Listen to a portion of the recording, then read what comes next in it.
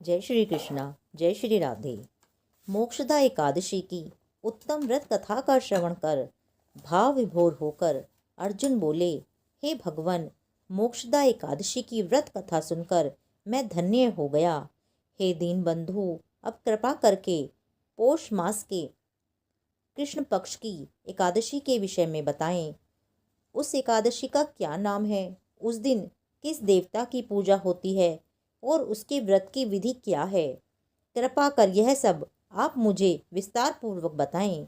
श्री कृष्ण भगवान बोले, हे पार्थ, तुम्हारे स्नेह के कारण मैं तुम्हारे प्रश्नों का विस्तार सहित उत्तर देता हूँ। अब तुम इस एकादशी व्रत का महात्म्य सुनो। हे अर्जुन, इस एकादशी के द्वारा भगवान विष्णु को शीघ्र ही प्रसन्न किया जा सकता है। पौष माह के कृष्ण पक्ष की एकादशी का नाम सफला है। इस एकादशी के आराध्य देव श्री नारायण हैं। इस एकादशी के दिन श्रीमन नारायण जी का विधिवत पूजन करना चाहिए। हे अर्जुन, इसे सत्य जानो कि जिस भांति नागों में शेषनाग, पक्षियों में गरुड़, ग्रहों में सूर्य चंद्र, यज्ञों में अश्वमेध और देवताओं में भगवान विष्णु श्रेष्ठ हैं, उसी प्रकार सभी व्रतों में एकादशी व्रत श्रेष्ठ है। हे पांडुनंदन, एकादशी का व्रत करने वाले भगवान विष्णु को अति प्रिय होते हैं। इस एकादशी में नींबू, नारियल, नैवेद्य आदि अर्पण करके भगवान नारायण की पूजा करनी चाहिए। मनुष्य को 5 सहस्त्र वर्ष तपस्या करने से जिस पुण्य का फल मिलता है, वह पुण्य भक्ति पूर्वक रात्रि जागरण सहित सफला एकादशी का व्रत करने से मिल जाता है। हे अर्जुन, अब तुम सफला एकादशी की कथा बड़े ही ध्यानपूर्वक सुनो। बहुत समय पूर्व चंपावती नगरी में महिष्मान नामक एक राजा राज्य करता था। उसके 4 पुत्र थे। उन पुत्रों में सबसे बड़ा लुम्पक नामक उसका पुत्र महापापी और दुष्ट था। वह हमेशा पर स्त्री गमन में तथा वैश्याओं के यहाँ जाकर अपने पिता का धन व्यय किया करता था। देवता, ब्राह्मण, वैष्णव आदि सुपात्रों की निंदा करना उसका नित्य का ही काम था। प्रजाजन भी उसके कुकर्मों से बड़े दुखी थे, किंतु राजपुत्र होने के कारण सब चुपचाप उसके अत्याचार को सहन करने के लिए विवश थे और किसी का भी इतना साहस नहीं होता था कि राजा से उसकी शिकायत करता। किंतु बुराई अधिक समय तक पर्दे में नहीं रहती। एक दिन राजा महिष्मान को उसके कुकर्मों का पता चल ही गया। तब राजा अत्यधिक क्रोधित हुआ और उसने उसे अपने राज्य से निकाल दिया। पिता द्वारा त्यागते ही लुम्पक सबके द्वारा ही त्याग दिया गया। तब वह सोचने लगा कि अब मैं क्या करूं, कहाँ जाऊं। अंत में उसने रात्रि को पिता की नगरी में ही चोरी करने की ठानी। वह दिन में राज्य से बाहर रहने लगा और रात को अपने पिता की नगरी में जाकर चोरी तथा अन्य बुरे कर्म करने लगा। रात्रि में वह जाकर नगर के निवासियों को मारता और कष्ट देता। वन में वह निर्दोष पशु पक्षियों को मारकर उनका भक्षण किया करता था। किसी किसी रात जब वह नगर में चोरी चकारी आदि करते हुए पकड़ा भी जाता तो राजा के डर के मारे पहरेदार उसे छोड़ दिया करते थे।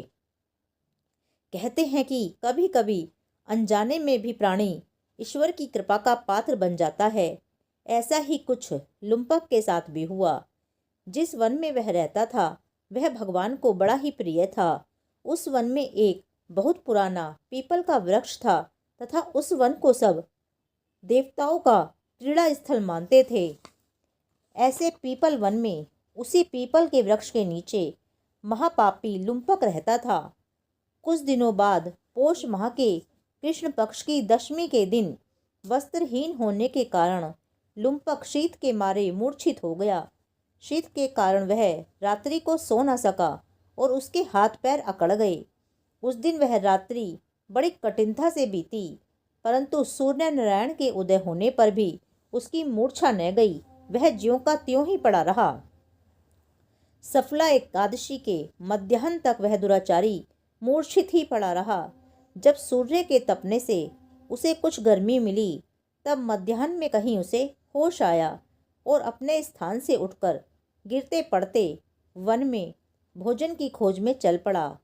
उस दिन वह जीवों को मारने में असमर्थ था, इसीलिए जमीन पर गिरे हुए फलों को लेकर पीपल के वृक्ष के नीचे गया।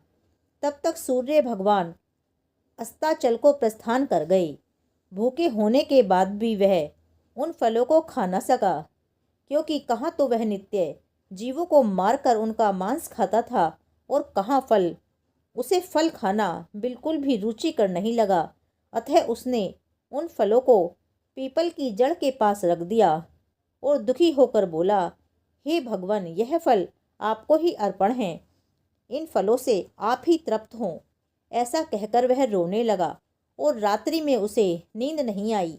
वह सारी रात रोता ही रहा। इस प्रकार उस पापी से अनजाने में ही एकादशी का व्रत हो गया।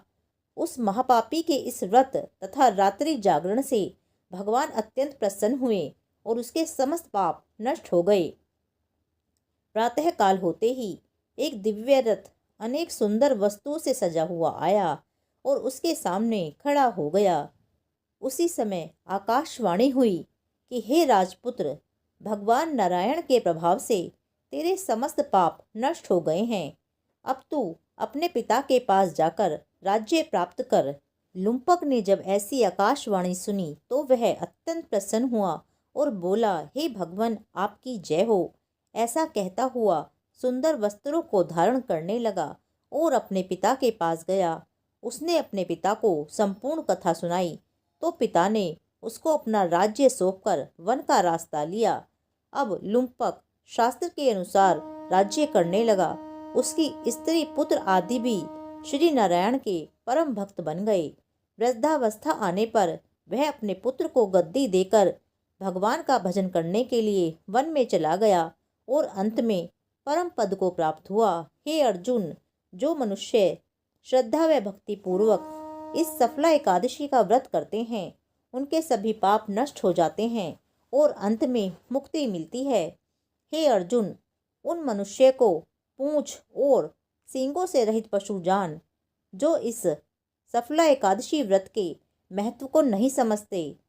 सफला एकादशी के महात्म्य को पढ़ने अथवा सुनने से प्राणी को राजसूय यज्ञ का फल प्राप्त होता है।